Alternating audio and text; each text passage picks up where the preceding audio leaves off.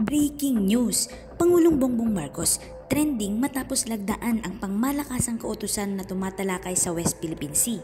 Biruin niyo mga kababayan, itinalaga ni Pangulong Bongbong Marcos ang lahat ng kanyang secret weapon para lumikha ng isang pangmalakasang grupo na itatalaga sa West Philippine Sea matapos ang sunod-sunod na agresibong atake ng mga Chinese Coast Guard sa mga Philippine resupplying boat. Ang tanong mga kababayan, sino-sino kaya ang mga membro nito at ano kaya ang papel nila para lalo pang maprotektahan ang ating bansa laban sa China?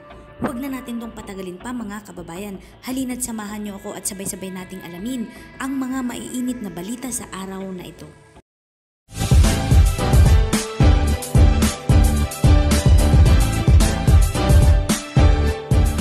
Nilagdaan ni Pangulong Ferdinand Marcos Jr. ang Executive Order No. 57 na lumilikha ng National Maritime Council o NMC para palakasin ang maritime security ng Pilipinas at pataasin ang maritime domain awareness ng mga Filipino sa gitna ng mga agresibong taktika at pagbabanta ng China sa kanlurang Philippine Sea.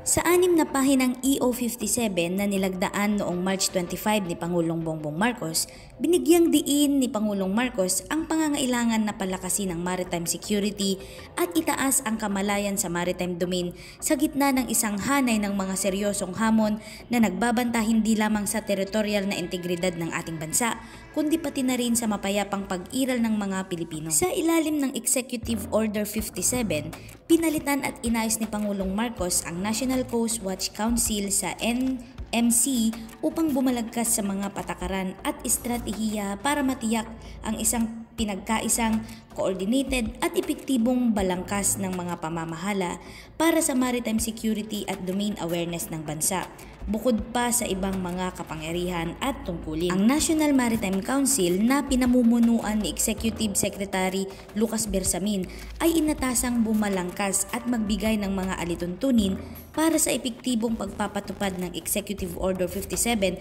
sa loob ng 60 days mula sa pagiging epektibo nito.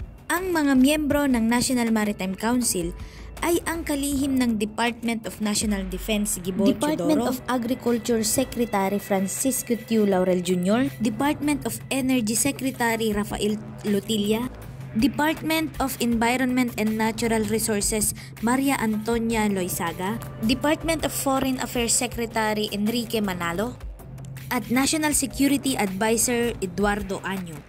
Ang kalihim ng Department of Finance na si Ralph Recto, DILG Secretary Benhur Abalos at Department of Transportation Jaime Bautista ay membro din ng National Maritime Council kasama ang Solicitor General Menardo Elasco Guevara at Director General ng National Intelligence Coordinating Agency Ricardo F. Dillo. Ang National Coast Watch Council Secretariat na pinalitan ng pangalan bilang Presidential Office for Maritime Concern ay may tungkuling magbigay ng consultative, research, administrative at technical services ng National Maritime Council at tiyakin ang mahusay at epektibong pagpapatupad ng mga patakaran ng Council bukod pa sa iba pang mga functions nito.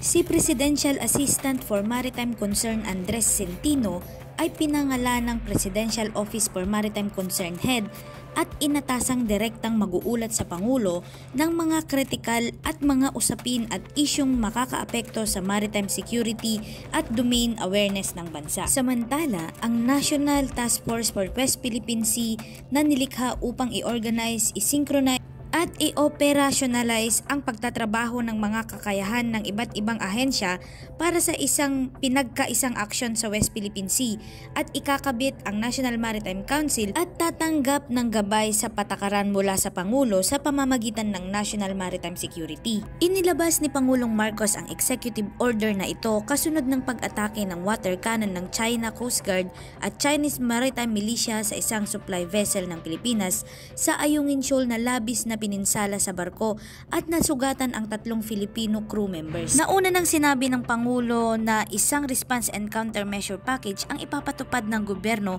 upang kontrahin ang mga agresibo at mapanganib na aksyon ng China sa teritoryo ng Pilipinas.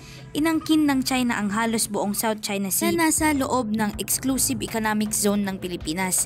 Matatandaang noong 2016 nagpasya ang Permanent Court of Arbitration na The Huge na i-dismiss ang napakaraming makasama makasaysayang pag-angkin ng China sa dayuhang tubig, ngunit tumanggi ang Beijing na kilalanin ito. Nauna ding sinabi ng Department of Defense na ang pahayag ng China na nagsasabi na ang Pilipinas ay naliligaw sa isang mapanganib na landas sa West Philippine Sea ay nagtatampok sa kanilang balak na paghihiwalay. Sinabi ni Secretary of Defense Gibo Teodoro na ang pahayag ng Ministry ng Pagtatanggol ng China ay malinaw na nagpapakita ng kanilang paghihiwalay mula sa ibang bahagi ng mundo sa kanilang mga ilegal at hindi sibilisadong aktibidad sa West Philippine Sea. Sinabi din ni Teodoro na ito ay nagpapakita ng kawalan ng kakayahan ng pamahalaan ng Chino na magsagawa ng bukas, transparent at legal na negosasyon. Liban sa Executive Order 57, pinag-utos din ni Pangulong Ferdinand Marcos Jr. ang pagpapatupad ng Response and Countermeasure Package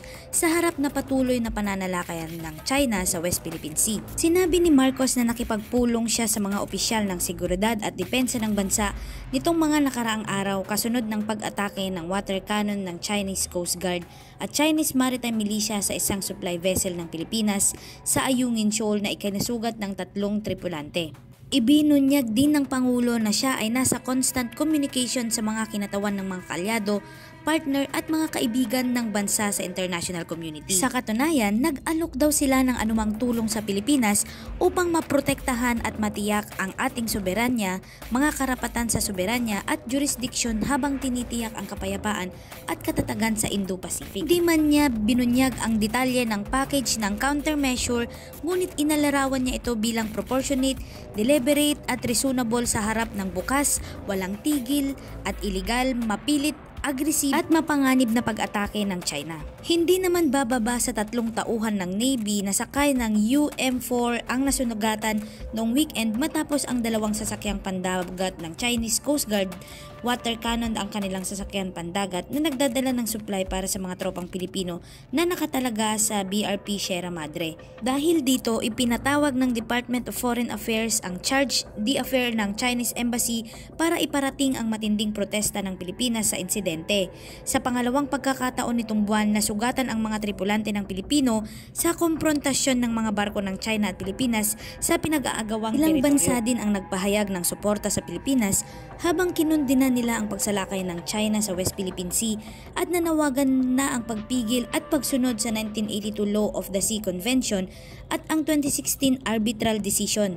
Kabilang na dito ang bansang Amerika, Japan, Australia, Canada, Czech Republic, Denmark, France at iba't iba pang nasyon. Kaya naman mga kabayan, seryoso na talaga ang ating Pangulo patungkol sa usapin sa West Philippine Sea at inilabas niya na nga lahat ang kanyang mga pangmalakasang tropa para dito sa paglikha ng National Maritime Council. Nanindigan pa din ang Pangulo na bagamat nais niya na sa pamamagitan ng diplomatikong pakikipag-usap sa bansang China, ngunit sinabi rin niyang hindi sumusuko ang mga Pilipino.